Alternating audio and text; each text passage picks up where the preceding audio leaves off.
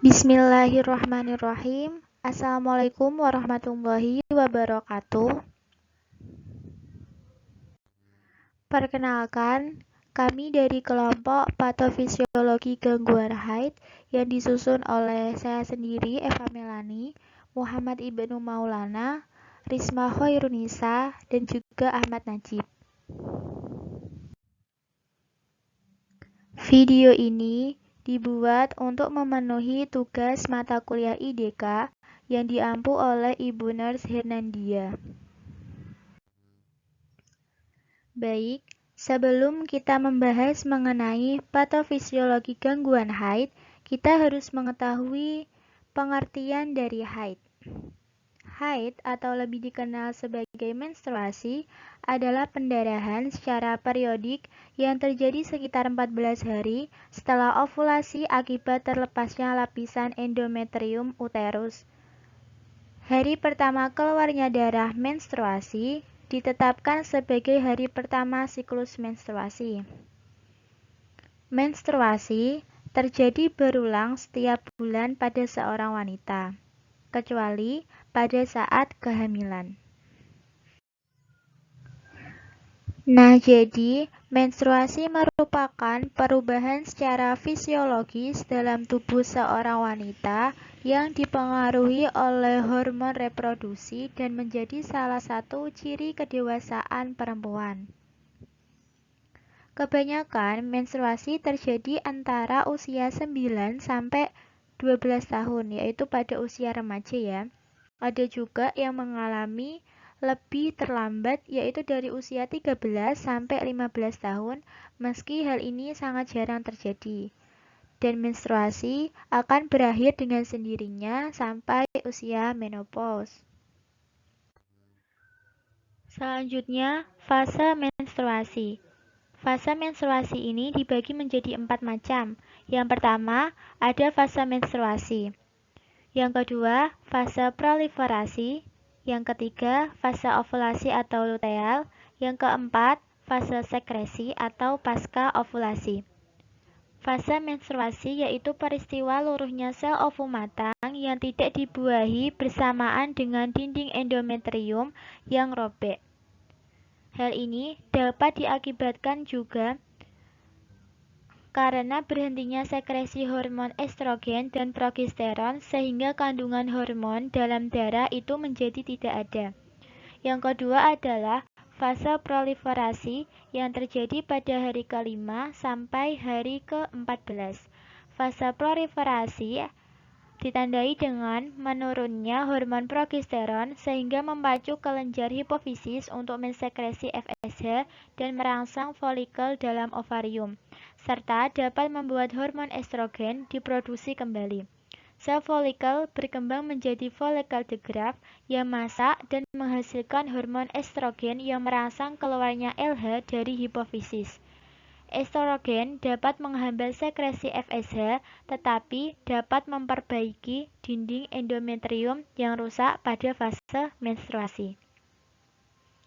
Kemudian, fase ketiga adalah fase ovulasi atau fase luteal yang ditandai dengan sekresi LH yang memacu matangnya sel ovum pada hari ke-14 sesudah menstruasi.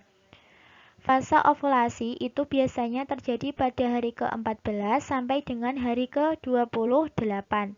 Sel ovum yang matang akan meninggalkan folikel dan folikel akan mengkerut dan merubah menjadi korpus luteum. Korpus luteum ini berfungsi untuk menghasilkan hormon progesteron yang berfungsi untuk mempertebal dinding endometrium yang kaya akan pembuluh darah. Kemudian, yang keempat adalah fase sekresi atau fase pasca ovulasi. Fase pasca ovulasi ditandai dengan korpus luteum yang mengecil dan menghilang serta berubah menjadi korpus albicans yang berfungsi untuk menghambat sekresi hormon estrogen dan progesteron sehingga hipofisis aktif mensekresi FSH dan LH.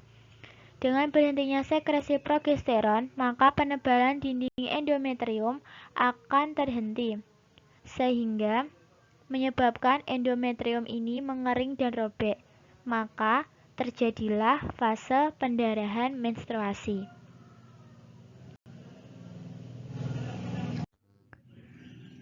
Ini merupakan gambar dari siklus atau fase seorang wanita yang mengalami menstruasi.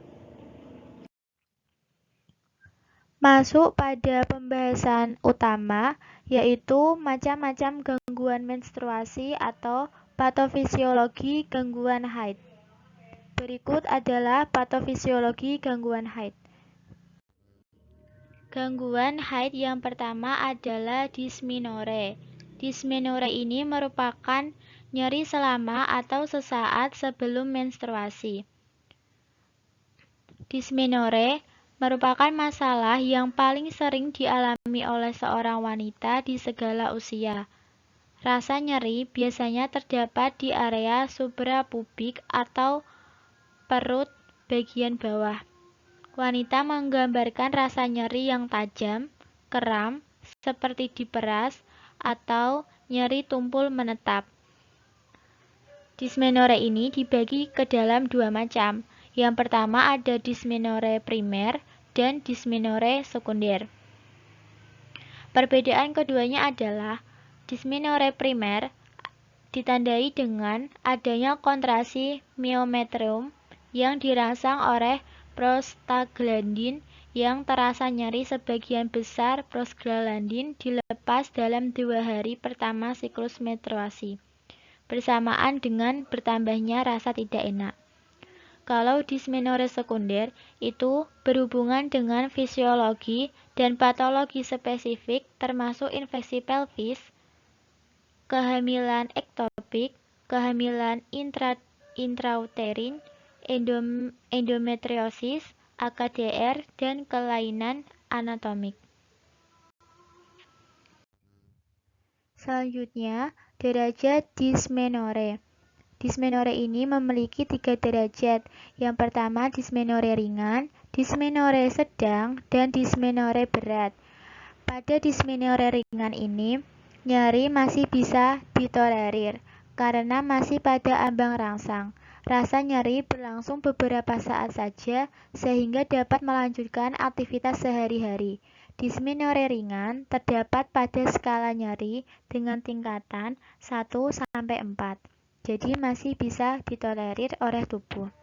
Kemudian pada dysmenorrhea sedang, nyeri lebih terasa sehingga respon beberapa perempuan akan merintih dan menekan bagian yang nyeri, seperti perut.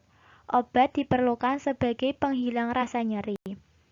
Dysmenorrhea sedang ini terdapat pada skala nyeri dengan tingkatan 5 sampai dengan 6. Kemudian dysmenorrhea berat. Pada dysmenorrhea berat ini, nyeri sangat mengganggu dan tidak dapat ditolerir, serta mengganggu aktivitas sehari-hari. Nyeri yang dirasakan disertai gejala seperti sakit kepala, kelelahan, muntah, atau diare. Dysmenorrhea berat terdapat pada skala nyeri dengan tingkatan 7 sampai dengan 10. Nah, yang berikutnya ada beberapa faktor risiko dysmenorrhea. Faktor yang mempengaruhi diantaranya, yang pertama nutrisi, yang kedua kegiatan fisik dan stres, emosi dan mental, dan yang ketiga faktor yang berhubungan dengan kejadian dysmenorrhea adalah lama menstruasi dan tingkat stres. Dan yang keempat, lalu faktor yang tidak berhubungan yaitu usia menarse, riwayat keluarga, dan olahraga. Berikutnya, bagaimana dampak dysmenorrhea? Dysmenorrhea memang tidak terlalu bahaya, namun dirasakan setiap bulan sehingga menyebabkan menurunnya kualitas hidup seorang perempuan. Sebagian wanita merasa terganggu dan tidak dapat menjalankan aktivitas mereka seperti biasa selama 1 hingga 3 hari dalam sebulan. Dampak dysmenorrhea berupa mengganggu konsentrasi, menurunnya produktivitas.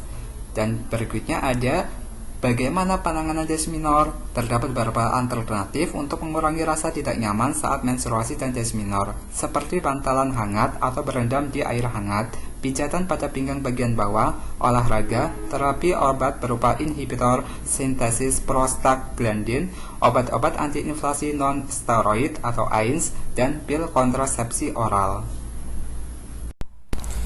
Gangguan menstruasi yang kedua, amenorrhea. yaitu suatu kondisi di mana tidak terjadinya atau abnormalitas siklus menstruasi seorang wanita pada usia reproduktif. Dan inilah salah satu gambaran bagaimana terjadinya gangguan menstruasi berupa A minor.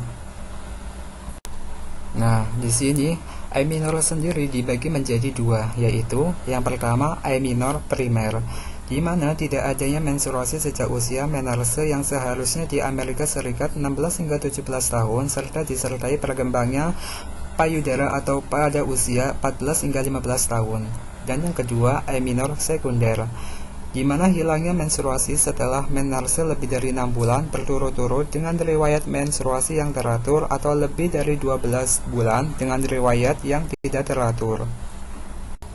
Nah, berikutnya di sini ada beberapa penyebab A minor di antaranya yaitu pubertas terlambat, gangguan pada indung telur ovarium seperti tumor ovarium, kegagalan fungsi indung telur, gangguan produksi hormon seperti hipotiroidisme, sindrom Cushing, penyakit berat seperti penyakit ginjal kronik, pengobatan penyakit kronik, kelainan kromosom, olahraga berlebihan, pengangkatan kandung rahim, kelainan bawaan pada sistem kehamilan, tidak tumbuhnya organ rahim dan vagina agenesis uterovaginal, gangguan pada susunan saraf pusat.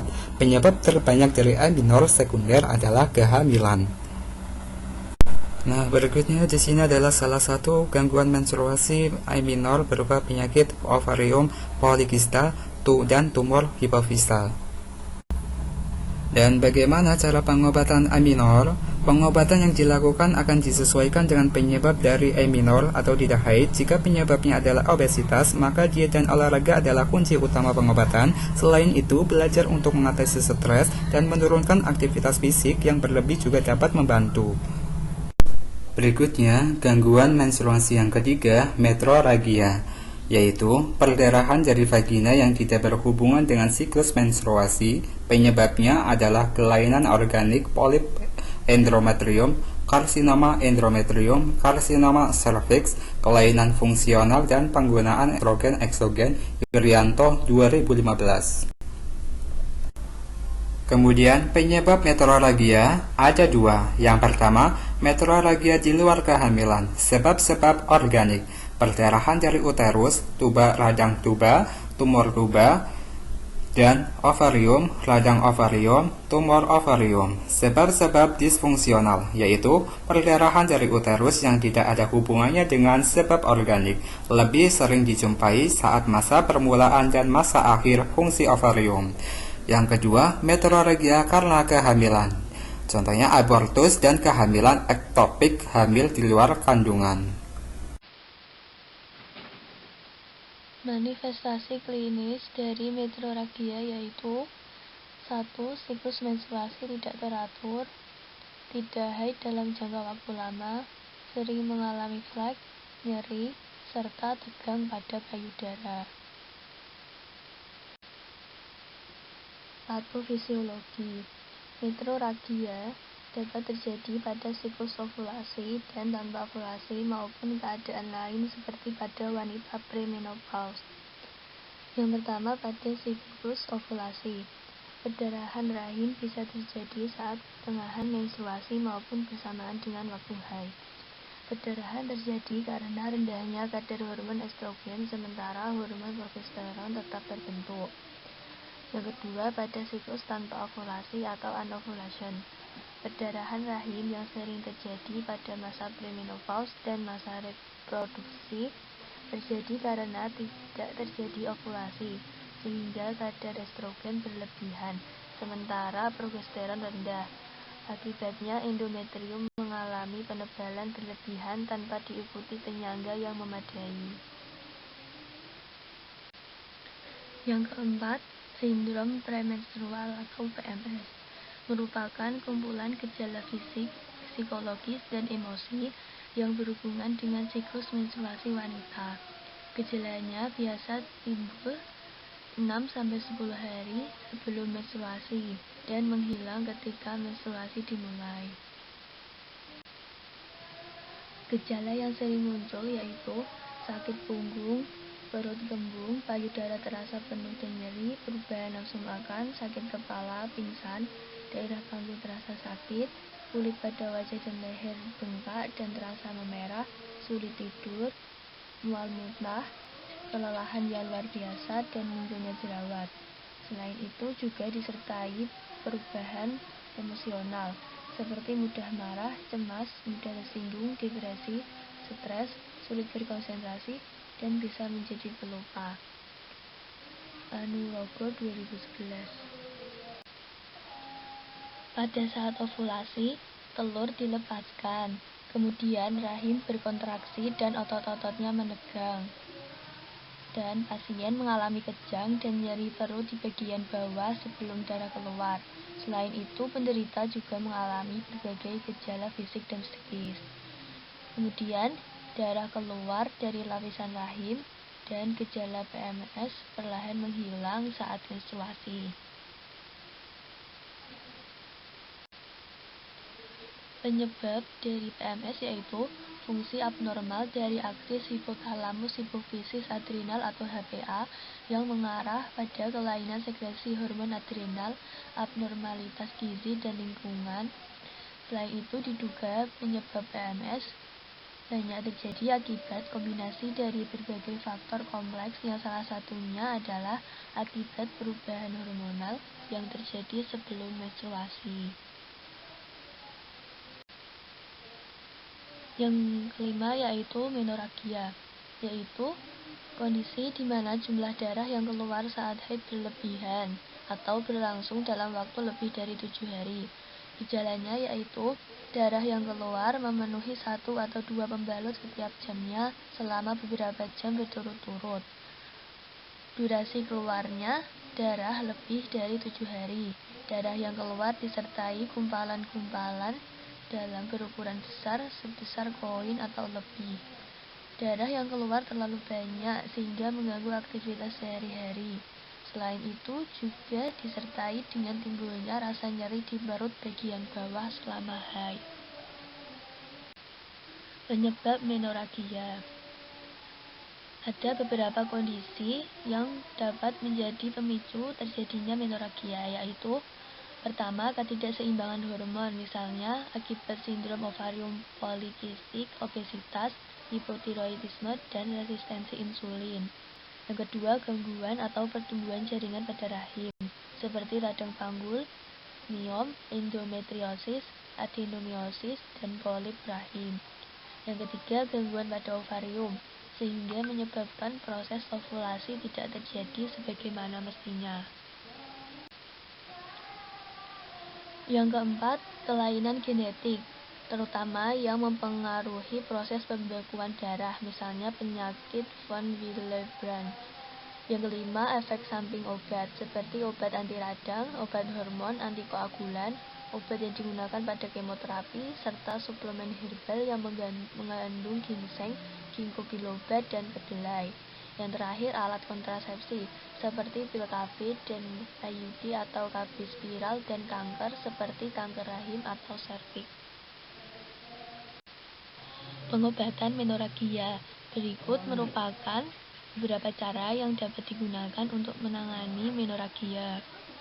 Yang pertama yaitu obat-obatan, antara lain obat antifibrinolitik seperti asam tranexamat untuk membantu proses pembekuan darah, obat antiinflamasi nonsteroid atau NSAID seperti ibuprofen, naproxen, dan asam efenamat untuk meredakan gejala nyeri dan menurunkan produksi prostaglandin yang bisa memicu menorragia. Pil kontrasepsi kombinasi untuk mengatur siklus menstruasi dan mengurangi durasi serta banyaknya darah yang keluar saat menstruasi. Lanjutan, baik di sini ada operasi. Prosedur operasi biasanya akan direkomendasikan oleh dokter apabila menorragia sudah tidak bisa lagi ditangani dengan obat-obatan. Dan untuk menangani penyebab yang mendasari menorragia, ini yang nomor 6, ada mastalgia atau sama dengan payudara nyeri. Apa itu mastalgia? Mastalgia adalah rasa nyeri yang muncul di payudara. Mastalgia merupakan keluhan yang umum dialami oleh wanita menjelang haid dan selama haid.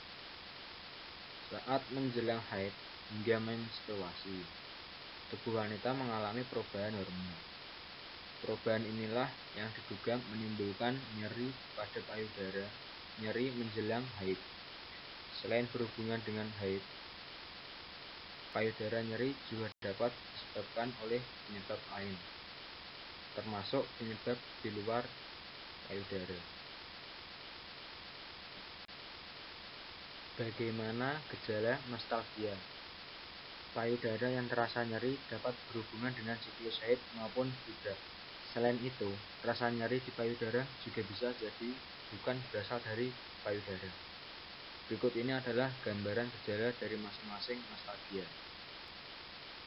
Baik, di sini ada payudara nyeri terkait dengan siklus haid. Nyeri payudara yang terkait dengan haid lebih sering dialami oleh wanita usia 20-30 tahun dan pada usia sekitar 40 tahunan menjelang menopause. Nyeri payudara ini memiliki karakteristik sebagai berikut. Nyeri payudara terasa tumpul dan nyeri diperparah ketika menggunakan bra atau baju yang ketat. Nyeri terjadi pada masa subur atau 2 minggu menjelang haid, dan gejalanya baru berkurang ketika selesai menstruasi. Lanjutan, di sini ada payudara nyeri yang tidak berkaitan dengan haid. Nyeri payudara ini umumnya dialami oleh wanita pasca menopause. Berikut ini adalah gejala-gejalanya. Yang pertama, ada payudara nyeri terasa seperti terbakar. Yang kedua, ada payudara terasa kencang. Yang ketiga, ada nyeri berlangsung terus-menerus atau hilang timbul. Yang keempat, ada nyeri biasanya hanya terasa di satu bagian pada salah satu payudara, tetapi dapat menyebar ke seluruh payudara. Berikutnya ada gejala mastalgia yang bukan berasal dari payudara. Nyeri payudara ini biasanya akan disertai nyeri di tempat lain, misalnya di otot, dada, atau tulang rusuk, meskipun rasanya seperti berasal dari jaringan payudara. Penyebab mastalgia atau payudara nyeri. Mastalgia yang berhubungan dengan haid diduga disebabkan oleh ketidakseimbangan hormon yang diperparah oleh stres. Beberapa faktor lain yang dapat memicu payudara nyeri selain yang berhubungan dengan haid adalah ada ukuran payudara yang besar, infeksi payudara seperti mastitis atau abses payudara, kehamilan, kelainan pada payudara seperti fibrodistik atau fibroadenoma, efek samping obat misalnya obat penibur, pil KB, antidepresan atau antipsikotik setelah operasi payudara. Beberapa kelainan di luar payudara juga dapat menyebabkan nyeri menyebar ke payudara, misalnya cedera pada leher, pundak, dan punggung. Juga ada artritis pada tulang belakang, kostokondritis atau radang pada sambungan tulang dan tulang rawan pada iga atau rusuk. Pengobatan mastalgia atau payudara nyeri. Nyeri payudara umumnya dapat hilang sendiri tanpa pengobatan khusus dari dokter. Akan tetapi, penderita tetap perlu mewaspadai gejala mastalgia yang disebabkan oleh kondisi berbahaya. Penanganan payudara nyeri secara mandiri dapat dilakukan dengan cara mengompres payudara yang sakit dengan kompres hangat atau dingin. Selanjutnya ada mengelola stres dengan baik. Selanjutnya ada mengurangi konsumsi makanan berlemak. Selanjutnya, bila perlu, berkonsultasilah dengan dokter gizi. Selanjutnya, menggunakan bra yang nyaman seperti sport bra. Selanjutnya ada mengonsumsi obat pereda nyeri seperti paracetamol. Lanjutan, selain itu, buatlah catatan guna mengetahui apakah rasa nyeri pada payudara berkaitan dengan siklus menstruasi atau tidak.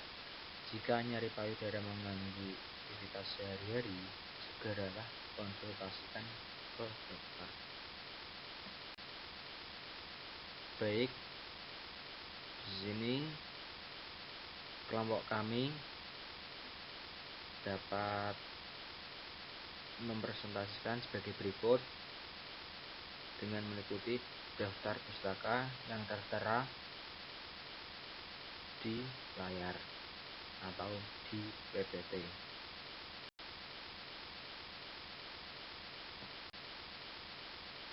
Thanks. Cukup sekian presentasi PPT dari kelompok kami. Terima kasih. Wassalamualaikum warahmatullahi wabarakatuh.